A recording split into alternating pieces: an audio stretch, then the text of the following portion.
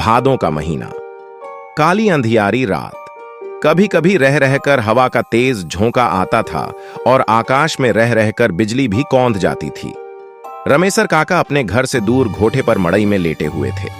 रमेसर काका का घोटा गांव से थोड़ी दूर एक गढ़ी तालाब के किनारे था।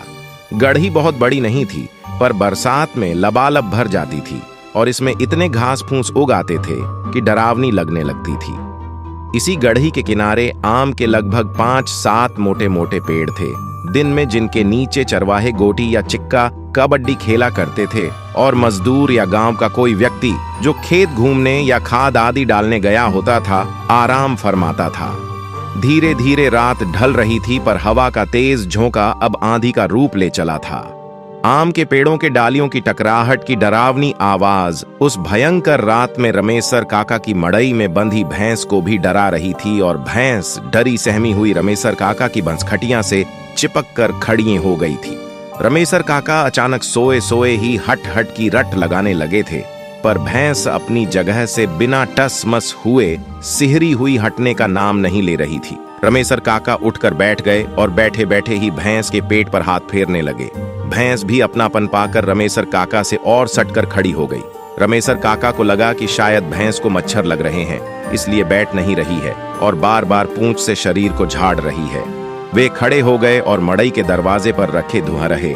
मवेशियों को मच्छर आदि से बचाने के लिए जलाई हुई आग, जिसमें से धुआं निकलकर फैलता है और मच्छर आदि भाग जाते हैं, पर थोड़ा घास फूस रखकर मुंह से फूंकने लगे।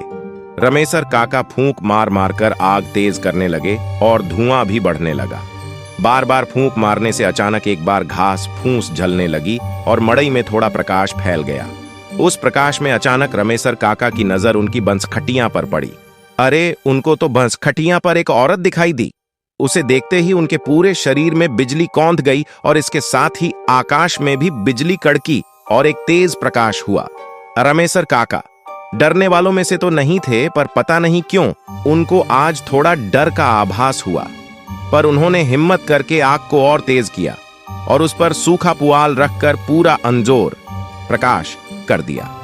अब उस पुआल के अंजोर में वह महिला साफ नजर आ रही थी। अब रमेसर काका उस अंजोर में उस औरत को अच्छी तरह से देख सकते थे। रमेसर काका ने धुआंरहे के पास बैठे बैठे ही जोर की हांक लगाकर पूछा, कौन है, कौन है वहां? पर उधर से कुछ भी प्रतिक्रिया न पाकर वे सन्न रह गए। उनकी समझ में कुछ भी नहीं आ रहा था कि अब क्या करना है। वे मन ही मन कुछ बुदबुदाए और उठकर खड़े हो गए। उनके पैर न आगे अपनी खाट की ओर ही बढ़ रहे थे और ना ही मड़ई के बाहर ही। अचानक खाट पर बैठी महिला अट्टहास करने लगी। उसकी तेज भयंकर डरावनी हंसी ने उस अंधेरी काली रात को और भी भयावह बना दिया। रमेसर काका पर अब सजग हो चुके थे। उन्होंने अब सोच लिया था कि डरना नहीं है, क्योंकि अगर डरा तो मरा। रमेसर काका अब तनकर खड़े हो गए थे। उन्होंने मड़ई के कोने में रखी लाठी को अपने हाथ में ले लिया था। वे फिर से बोल पड़े, कौन हो तुम? तुमको क्या लगता है मैं तुमसे डर रहा हूं? कदापि नहीं। और इतना कहते ही रमेसर काका भी हाँ हाँ हाँ करने लगे। पर सच्चाई यह थी कि रमेसर काका अंदर से पूरी तरह डरे हुए थे। रमेसर काका का वह रूप देखकर वह महिला और उग्र हो गई और अपनी जगह पर खड़ी होकर तड़पी, तू डरता नहीं है ना? बताती हूं मैं तुझे। रमेसर काका को पता नहीं क्यों अब कुछ और बल मिला और डर और भी कम हुआ। वे बोल पड़े, बता, क्या करेगी तू मेरा? जल्दी यहां से निकल, नहीं तो इस लाठी से मार मार कर तेरा सिर फोड़ दूंगा। इतना कहते ही रमेसर काका ने अपनी लाठी तान ली। महिला चिल्लाई, तू मुझे मेरे ही घर से निकालेगा? अरे, मेरा बचपन बीता है इस मड़ई में। यह मेरा घर है मेरा। मैं बरसों से यहीं रहते आ रही हूं, पर पहले तो किसी ने कभी नहीं भगाया। यहां तक कि भैया, कुछ ग्रामीण क्षेत्रों में पिताजी को भैया भी कहते हैं, ने भी। अब पता नहीं क्यों रमेसर काका का गुस्सा और डर दोनों शांत हो रहे थे।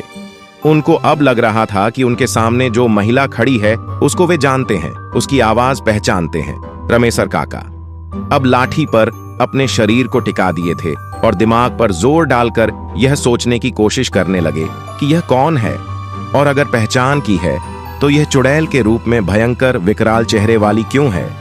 ओह, तो यह बलेसरा बहन है क्या? अचानक उनके दिमाग में कौंधा, नहीं नहीं, बलेसरा बहन नहीं हो सकती, उसे तो मरे हुए 2500 साल हो गए। अब रमेसर काका अपने अतीत में जा चुके थे। उनको सब कुछ याद आ रहा था। उस समय उनकी बलेसरा बहन 12-14 साल की थीं और उम्र में उनसे 3-4 साल बड़ी थी। चारा काटने से लेकर गोबर गोहठार करने में दोनों भाई बहन साथ साथ लगे रहते थे। एक दिन दोपहर का समय था और इसी घड़ही पर, इन्हीं आमों के पेड़ों पर गांव के कुछ बच्चे ओल्हा पाती खेल रहे थे। बलेसरा बहन बंदरों की भांति इस डाली से उस डाली उछल कूद कर रही थी। नीचे चोर बना लड़का पेड़ों पर चढ़े लड़के लड़कियों को छूने की कोशिश कर रहा था। अचानक कोई कुछ समझे, इससे पहले ही बलेसरा बहन जिस डाली पर बैठी थी वह टूट चुकी थी और बलेसरा बहन औंधे मुंह जमीन पर गिर पड़ी थीं। सभी बच्चों को थकुआ मार गया था और जब तक बड़े लोग आकर बलेसरा बहन को उठाते तब तक उसकी यह लीला समाप्त हो चुकी थी। रमेसर काका अभी यही सब सोच रहे थे, तब तक उन्हें उस औरत के रोने की आवाज सुनाई दी, बिल्कुल बलेसरा बहन की तरह। अब रमेसर काका को पूरा यकीन हो गया था कि यह बलेसरा बहन ही है। रमेसरा काका अब ये भूल चुके थे कि उनकी बहन मर चुकी है। वे दौड़कर खाट के पास गए और बलेसरा बहन को अंकवार में पकड़कर रोने लगे थे। उन्हें कुछ भी सूझबूझ नहीं थी। सुबह हो गई थी और वे अभी भी रोए जा रहे थे। तभी उधर कुछ लोग कुछ काम से आए और उन्हें रमेसर काका के रोने की आवाज सुनाई दी। उन्होंने मड़ई में झांक कर देखा तो रमेसर काका एक महिला को अंकवार में पकड़कर रो रहे थे। उस महिला को देखते ही ये सभी लोग सन्न रह गए, क्योंकि वह वास्तव में बलेसरा ही थीं, जो बहुत समय पहले भगवान को प्यारी हो गई थीं।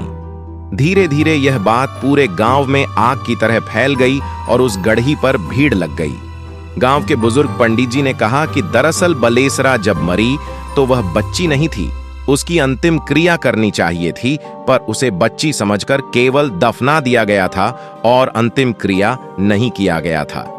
उसकी आत्मा भी भटक रही है। लोग अभी आपस में बात कर ही रहे थे, तभी रमेसर काका बलेसरा बहन के साथ मड़ई से बाहर निकले। बलेसरा गांव के लोगों को एकत्र देखकर फूट फूट कर रोने लगी थी। सब लोग उसे समझा रहे थे, पर दूर से ही। रमेसर काका के अलावा किसी की भी हिम्मत नहीं हो रही थी कि वह बलेसरा के पास जाए।